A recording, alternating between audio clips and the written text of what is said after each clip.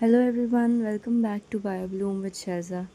आज हम class 11th chapter cell the unit of life का एंडोमेम्ब्रेन सिस्टम से कंटिन्यू करेंगे। तो स्टार्ट करते हैं। While each of the membranous organelle is distinct in the terms of its structure and function, many of these are considered together as endomembrane system because their function are coordinated. अलग अलग structures present है, अलग अलग membranes organelles present हैं जिनका structure और function अलग अलग है, पर इनको टुगेदर हम एंडोमेम्ब्रेन सिस्टम के अंदर रखते हैं। क्यों? क्योंकि उनका फंक्शन क्या है, कोऑर्डिनेटेड है। जैसे एक अगर प्रोटीन बना रहा है तो दूसरा उसकी पैकेजिंग कर रहा है, उसे मैच्योर करवा रहा है। तो ये है, तो उनका स्ट्रक्चर और फंक्शन अलग अलग है, पर क्या है, कोऑर्डिनेटेड है। एंडोमेम्ब्रेनस सिस्टम के अंदर आता है ER, that is endoplasmic reticulum, Golgi complex, lysosomes and vacuoles. Functions of mitochondria, chloroplast, पेरोक्सीसोम्स जो हैं वो कोऑर्डिनेटेड नहीं होते हैं। कि माइटोकॉन्ड्रिया अपना काम करता है, ATP प्रोडक्शन करता है, क्लोरोप्लास्ट अपना करता है, वो फोटोसिंथेसिस में हेल्प करता है, पेरोक्सीसोम्स अपना काम कर रहे होते हैं। तो इनका आपस में कोई भी कोऑर्डिनेशन नहीं है, इसीलिए इनको एंडोमेम्ब्रेनस सिस्टम का पार्ट नहीं मानते। While endoplasmic reticulum, Golgi complex, lysosomes, इनका फंक्शन जो है आपस में कोऑर्डिनेटेड है। स्टार्ट करते हैं एंडोप्लाज्मिक रेक्टिकुलम को। इलेक्ट्रॉन माइक्रोस्कोपी ने रिवील किया presence of network of reticulum of tiny tubular structures scattered in the cytoplasm. Tiny tubular structures का नेटवर्क प्रेजेंट है जो कि स्कैटर्ड है, फैला हुआ है इनटू साइटोप्लाज्म। इसे हम कहते हैं एंडोप्लाज्मिक रेक्टिकुलम। ऐसे का स्ट्रक्चर प्रेजेंट है। ये डिवाइड करता है इंट्रा सेलुलर स्पेस को इन 2 कंपार्टमेंट्स।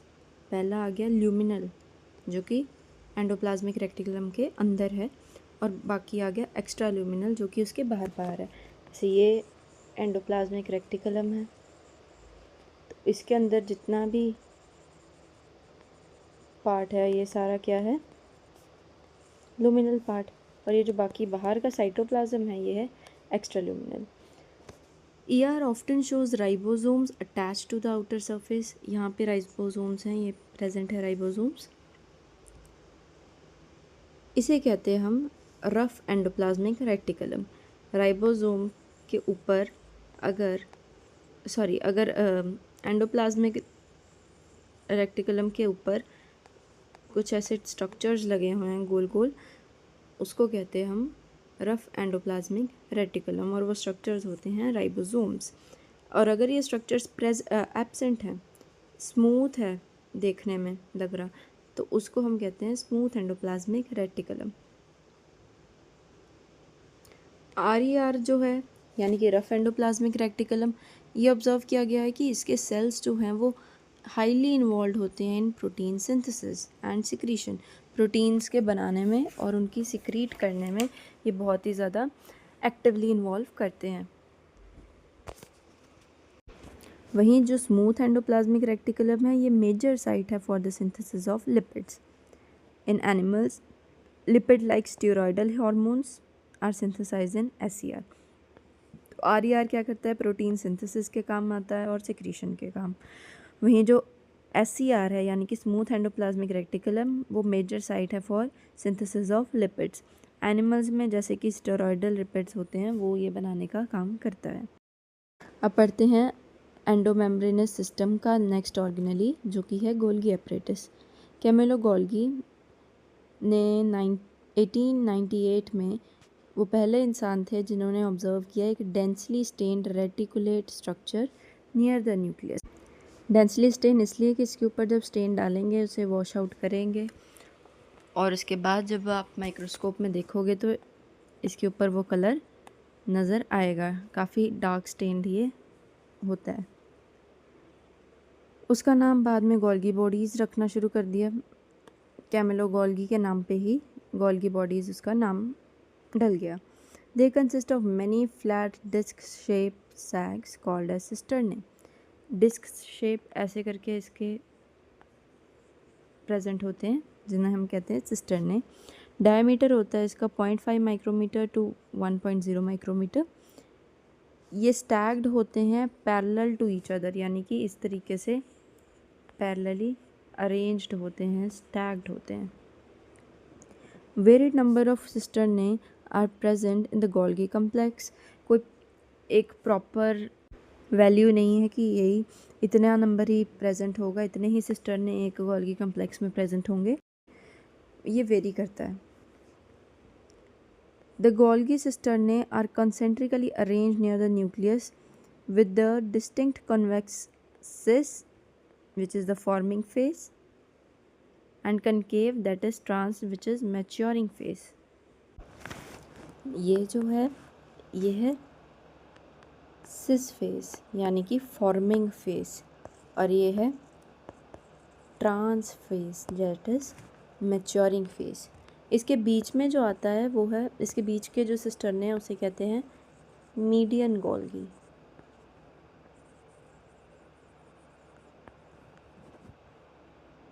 गोल्गी apparatus करता है वैसे प्रिंसिपली परफॉर्म करता है function of packaging the material. इसका काम है पैकेजिंग का. वहीं जो हमने एंडोप्लाज्मिक रेक्टिकुलम पढ़ा उसका काम था फॉर्मिंग का, सेक्रीशन का. इसका काम है पैकेजिंग का. of materials to be delivered either to the intracellular targets or secreted outside the cell. जो पैकेजिंग वो करेगा जहाँ तो वो डिलीवर कहाँ होएगी, इंट्रासेलुलर टारगेट्स में, सेल के अंदर ही कहीं, या फिर उसे एक्सक्रीट आउट कर दिया जाएगा सेल से बाहर. Materials to be pack in the form of vesicles from the endoplasmic reticulum fuse with the cis phase of the Golgi apparatus and move towards the maturing phase. ऊपर से एक package आया यहाँ पे, वो सिस फेज की तरफ बढ़ा, फ्यूज़ कर गया उसके साथ, यानी कि उसके अंदर चले गया, और उसके बाद धीरे धीरे धीरे धीरे करता करता उसके ट्रांस फेज पे आ गया, that is maturing phase. This explains why the Golgi apparatus remains in the close association with the endoplasmic reticulum. अब वो क्यों रहता है, क्योंकि उसका काम ही है जो पैकेजिंग, जो भी वेसिकल एंडोप्लाज्मिक रेक्टिकुलम से फॉर्म होएगा वो इसके अंदर इसके सिस फेज के अंदर आके फ्यूज़ हो जाएगा. तो उसका काम ही ये है. वो कोऑर्डिनेशन में दोनों काम करते हैं, इसीलिए वो क्या है, एंडोप्लाज्मिक रेक्टिकुलम के पास में दिखता है. अब जो दो लोग कोऑर्डिनेशन में काम कर रहे हो, जो टीममेट्स हैं, तो वो साथ साथ रह के काम अच्छे से कर सकते हैं पास पास में. अब अगर ये यहाँ है एंडोप्लाज्मिक रेक्टिकुलम, कहीं वो दूर बैठा हो, तो जो वेसिकल आएगा उसको अच्छे से पाथ ही नहीं मिलेगा. इसलिए एंडोप्लाज्मिक रेक्टिकुलम उसके पास होता है. जैसे वेसिकल बाहर निकलता है वो सिस फेज के साथ फ्यूज़ कर जाता है और धीरे धीरे मैच्योरिंग फेज तक पहुंच जाता है. A number of proteins synthesized by ribosomes of endoplasmic reticulum are modified in cisternae of Golgi apparatus before they are released from its trans phase. अब ये करता क्या है, उन्हें मॉडिफाई करता है. इसमें ग्लाइकोसाइलेशन भी होती है.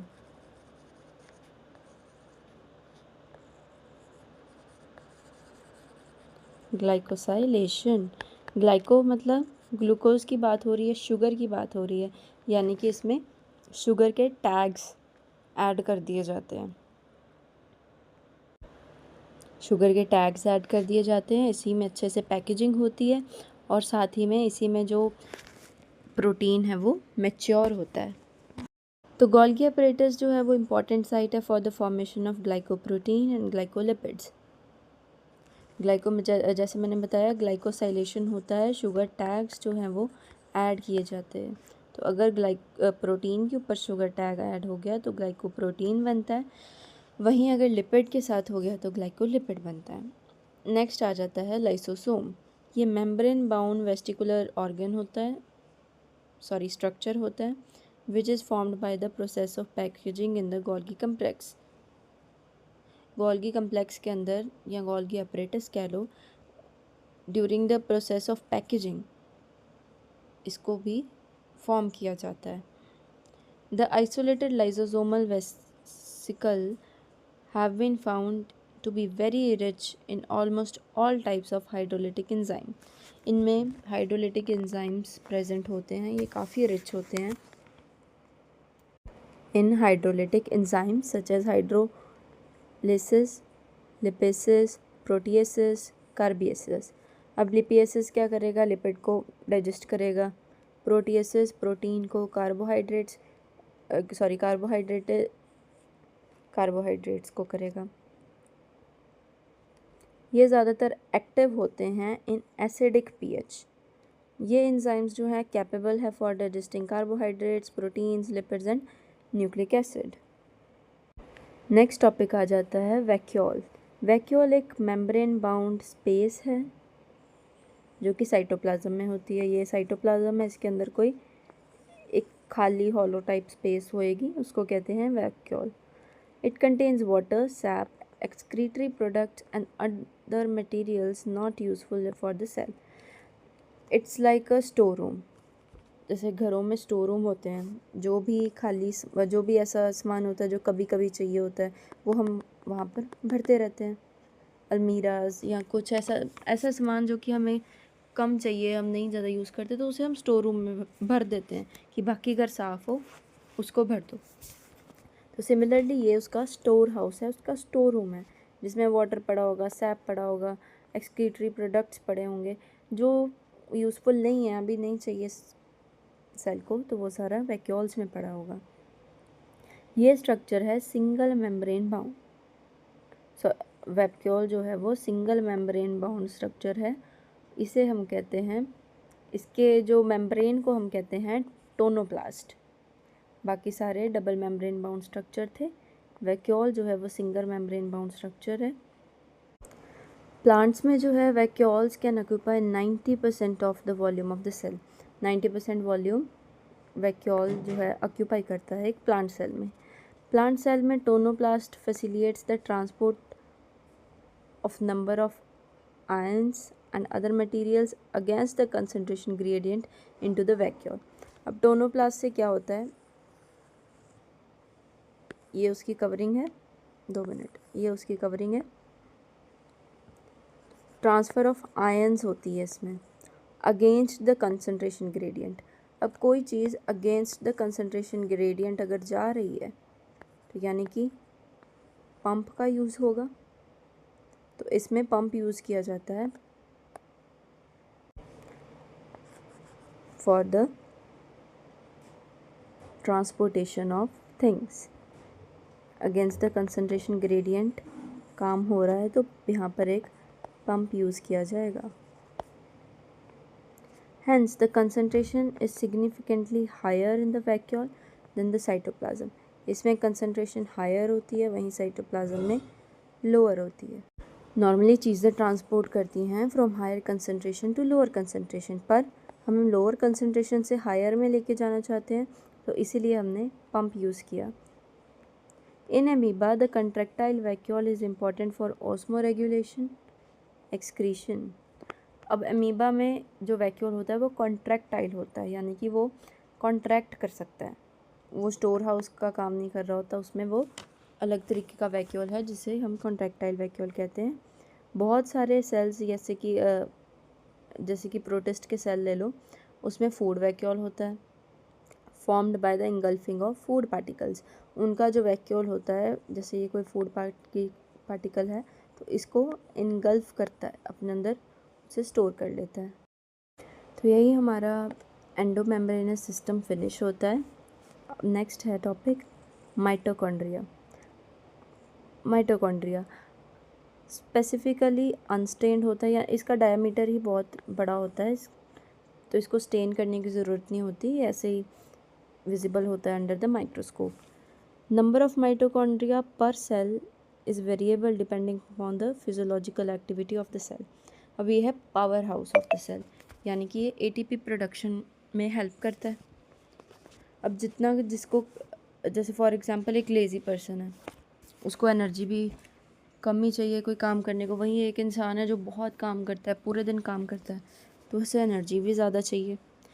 तो तो इसलिए उसका नंबर जो है वो वेरी करता रहता है कि क्या साइकोलॉजिकल एक्टिविटी है, सॉरी फिजियोलॉजिकल एक्टिविटी क्या है सेल की, इसके अकॉर्डिंग उसका नंबर वेरी करता है। शेप और साइज़ देखा जाए तो ये भी वेरिएबल हो सकते हैं थोड़े से। टिपिकली अगर एक सॉसेज शेप यानी कि कुछ इस तरीके का जो माइटोकॉन्ड्रिया हमें दिखता है या फिर सिलेंड्रिकल जो है, उसका डायमीटर देखा जाए तो 0.2 to 1 माइक्रोमीटर एवरेज होता है। उसका डायमीटर होता है। एवरेज देखा जाए तो 0.5 माइक्रोमीटर देखने को मिलता है। वहीं अगर लेंथ हो तो 1 माइक्रोमीटर से 4.1 माइक्रोमीटर इसकी लेंथ है, तो काफ़ी अच्छी लेंथ है इसकी, तो इसलिए इसको स्टेन करने की ज़रूरत नहीं पड़ती, ऐसे ही दिख जाता है। Each mitochondria is double membranous bound structure. Double membrane होती है इसमें, एक आउटर और एक इनर मेम्ब्रेन होती है, इस तरीके का होता है ना, तो एक आउटर मेम्ब्रेन हो गई, एक इनर मेम्ब्रेन हो गई। इनर मेम्ब्रेन जो है वो डिवाइड करती है ल्यूमन को into 2 aqueous compartments, outer compartment and inner compartment. जैसे कि ये अगर रफ सा डायग्राम देखें तो ये हो गया आउटर मेम्ब्रेन, ये हो गया इनर मेम्ब्रेन। अब इनर मेम्ब्रेन में 2 कंपार्टमेंट्स बन गए हैं, जो कि है outer compartment and inner compartment. तो ये सारा हो गया आउटर कंपार्टमेंट और ये हो गया inner compartment. The inner compartment जो है वो फिल्ड है with dense homogeneous substance called as matrix. अंदर इसके देखने को मिलेगी मैट्रिक्स। वहीं आउटर मेम्ब्रेन जो है वो फॉर्म करती है continuous limiting boundary of the organelle. The inner membrane forms a number of infoldings called as cristae. Cristae matrix के तरफ ऐसे करके इनफोल्डिंग्स बनी होंगी जिन्हें हम कहते हैं cristae. The cristae increase the surface area. एक इनफोल्डिंग्स का काम ही ये है, जब भी कहीं इनफोल्डिंग्स आ जाएं तो वो होती हैं सरफेस एरिया को इंक्रीज करने के लिए। The two membranes have their own specific enzyme associated with the mitochondrial function. दोनों मेम्ब्रेन्स जो हैं इनका अपना अपने एंजाइम्स होते हैं जो कि हेल्प करते हैं माइटोकॉन्ड्रिया को उसके फंक्शन करने में, और उसका फंक्शन क्या है, वो है site of aerobic respiration. Aerobic respiration की साइट है, प्रोड्यूस करती है cellular energy in form of ATP, hence उसे कहा जाता है power house of cell. Mitochondria जो है, the matrix also possess a single circular DNA. Matrix के अंदर सिंगल सर्कुलर डीएनए देखने को मिलता है, साथ ही में कुछ आरएनए के मॉलिक्यूल्स होंगे और राइबोसोम होगा, दैट इज़ 70S राइबोसोम्स। मैंने बताया था कि 2 तरीके के राइबोसोम होते हैं, 70S एंड 80S। एनिमल्स में होता है 70S, सॉरी एनिमल्स में होता है 80S ribosome, but exception case ribosome के अंदर जो होते हैं आरएनए वो होते हैं 70S RNA. The component required for the synthesis of protein. कोई भी प्रोटीन सिंथेसिस के लिए जो कंपोनेंट्स रिक्वायर्ड होते हैं वो भी इसमें प्रेजेंट होते हैं। नेक्स्ट टॉपिक आता है प्लास्टिड। प्लास्टिड्स जो होते हैं वो प्लांट सेल्स, सारे के सारे प्लांट सेल्स और यूक्लियोनॉइड्स में मिलता है, ये एनिमल सेल्स में प्रेजेंट नहीं होता। इसे इजीली हम माइक्रोस्कोप के अंदर देख सकते हैं क्योंकि काफ़ी बड़ा होता है। It bear some specific pigment thus imparting specific colour on plants. इसके अंदर कुछ स्पेसिफिक पिगमेंट्स होते हैं जो कि आगे बताए गए हैं, जो कि स्पेसिफिक कलर देता है उस प्लांट को। इसको क्लासिफाई किया गया है to chloroplast, chromoplast and leucoplast. Chloroplast contains chlorophyll and carotenoid pigment which are responsible for trapping the light energy essential for photosynthesis। तो क्लोरोफिल जो होता है वो ग्रीन कलर देता है और इसके अंदर कैरोटेनॉइड पिगमेंट्स प्रेजेंट होते हैं, क्लोरोफिल प्रेजेंट होता है जो कि करता है लाइट एनर्जी को ट्रैप कराता है और फोटोसिंथेसिस में इसेंशियल होती है ये चीज़, तो फोटोसिंथेसिस में भी ये हेल्प करता है। In chromoplast fat soluble carotenoid pigments like carotene xanthophylls are present. Carotene और ज़ैंथ्रोफिल्स इसमें प्रेजेंट होते हैं। येलो, ऑरेंज या रेड कलर का हो सकता है। These gives the part of plant a yellow, orange, red color. Mostly for example ये होता है colour of fruits and flowers को इफ़ेक्ट करता है ये। The leucoplast are the colorless plastids of varied shape and size which store the nutrients. ये क्या करता है, ल्यूकोप्लास्ट जो है वो न्यूट्रिएंट स्टोर करने का काम करता है और कलरलेस होता है। एमाइलोप्लास्ट न्यूक्लियोप्लास्ट के अंदर, ल्यूकोप्लास्ट के अंदर ही आता है ये कैटेगरी। एमाइलोप्लास्ट जो हैं वो स्टोर करते हैं कार्बोहाइड्रेट्स यानी कि स्टार्च को। For example potato. Elaioplast store oil and fats whereas the aleuroplast store proteins. हमें दो देखने को मिले कि एल्यूरोप्लास्ट जो है वो प्रोटीन स्टोर करता है, वहीं जो एलियोप्लास्ट है वो ऑयल को स्टोर करता है। OIL ऑयल यहीं पे बीच में देखने को मिल रहा है हमें। Majority of chloroplasts of green plants are found in the mesophyll cells. Mesophyll cells ऐसे होते हैं कितने सारे, उनके बीच में क्लोरोप्लास्ट देखने को मिलता है। These are lensed shape, oval, spherical, discoid, even ribbon-like organelles which are variable in length. इसकी लेंथ वेरिएबल हो सकती है 5 to 10 माइक्रोमीटर और विड्थ 2 से 4 माइक्रोमीटर। नंबर भी वेरी कर सकता है 1 per cell इन क्लाइडोमोनास। क्लाइडोमोनास ऐसे का होता है, क्लाइडोमोनास उसमें एक ही इस तरीके का क्लोरोप्लास्ट प्रेजेंट होता है। वहीं ग्रीन एल्गी में 2 से 40 पर सेल में प्रेजेंट हो सकते हैं। Like mitochondria the chloroplast are also double membrane bound. Chloroplast में भी 2 मेम्ब्रेन्स होती हैं, ये वाली आउटर और ये अंदर वाली inner. Inner chloroplast membrane is relatively less permeable than the outer one. Inner वाली जो है परमिएबल थोड़ी कम होती है, आउटर वाली परमिएबल ज़्यादा होती है। The space limited by the inner membrane of the chloroplast is called as stroma. Inner membrane के अंदर जो स्पेस देखने को मिलती है वो सारी स्पेस को हम कहते हैं stroma. The space is a number of organized flattened membranous sacs are called as thylakoids. इसके अंदर थैलेकॉइड्स प्रेजेंट होते हैं। are present in the stroma. Thylakoids are arranged in stacks like piles of coins called as grana. अब इस तरीके से थैलेकॉइड्स जो हैं वो स्टैक्ड होते हैं एक के ऊपर एक। अगर सिंगल यूनिट है तो उसे हम कहेंगे थैलेकॉइड, वहीं अगर स्टैक्ड हैं कितने सारे थैलेकॉइड्स तो उसे कहेंगे ग्रेना या ग्रेनम। सिंगुलर वर्ड है granum. The membrane of the thylakoid encloses a space called as lumen. The stroma of the chloroplast contains enzymes required for the synthesis of carbohydrates and proteins. Stroma जो होता है chloroplast का, उसके अंदर enzymes present होते हैं जो कि कार्बोहाइड्रेट्स और प्रोटीन सिंथेसिस के काम आते हैं। It also contains small double-stranded circular DNA और राइबोसोम्स। इसमें डीएनए अपना खुद का भी होता है और राइबोसोम भी होता है। Chlorophyll pigments are present in thylakoids. Ribosomes of chloroplast are similar 70s than the cytoplasmic ribosomes that is 80s।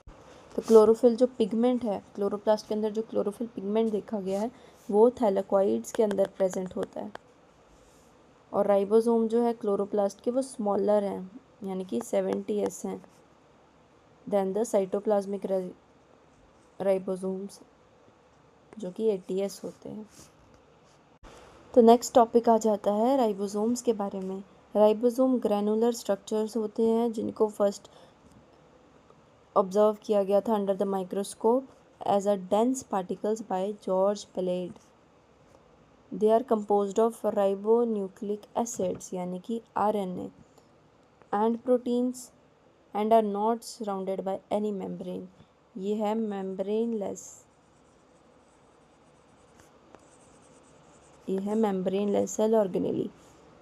Eukaryotic ribosomes जो होते हैं वो 80s होते हैं, वाइल प्रोकैरियोटिक जो होते हैं वो 70s होते हैं। इसका एक्सेप्शन हमें देखने को मिला था माइटोकॉन्ड्रिया और क्लोरोप्लास्ट के अंदर। Each ribosome has two subunits, larger and smaller subunit. ATS का क्या सब यूनिट होगा? ATS को आगे फर्दर डिवाइड कर दिया गया into smaller units 60S and 40S। While जो 70S था उसको कर दिया गया 50S और 30S के बीच में। Here S, which is Swedberg's unit, stands for the sedimentation coefficient. It is indirectly a measure of density and size. Both 70S and 80S ribosomes are composed of two subunits. तो इनकी density check की गई और जो S है वो स्वेडबर्ग्स constant unit है जो कि सेडिमेंटेशन कोफिशिएंट है। तो दोनों 70S और 80S राइबोसोम्स जो हैं दो सब यूनिट से मिलकर के बनते हैं। सो जो नेक्स्ट टॉपिक रह गए हैं वो हम नेक्स्ट क्लास में कवर करेंगे। Till then stay tuned to BioBloom with Shelza. Like, share and subscribe. Thank you so much for watching.